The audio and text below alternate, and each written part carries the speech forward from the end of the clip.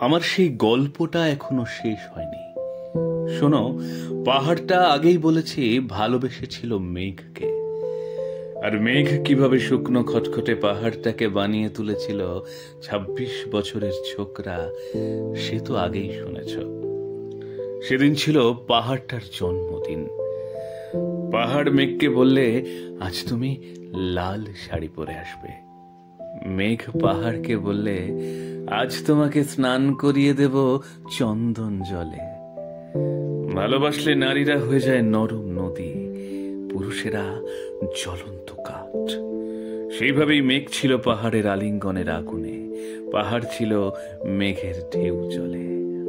হঠাৎ আকাশ জুড়ে বেজে উঠল ঝড়ের জগঝম্প। ঝাঁকড়া চুল উড়িয়ে ছিনতাইয়ের ভঙ্গিতে ছুটে এলো এক ঝাঁক হাওয়া। মেঘের আঁচলে টান মেরে বললে, ও ছুরি, তোর বিয়ে। এখনো শেষ হয়নি গল্পটা। বজ্রের সঙ্গে মেঘের বিয়েটা হয়ে গেল ঠিকই, কিন্তু পাহাড়কে সে কোনোদিন ভুলতে পারল না। বিশ্বাস না হয়তো চিড়ে দেখতে পারো পাহাড়টার হাড় পাঁজর।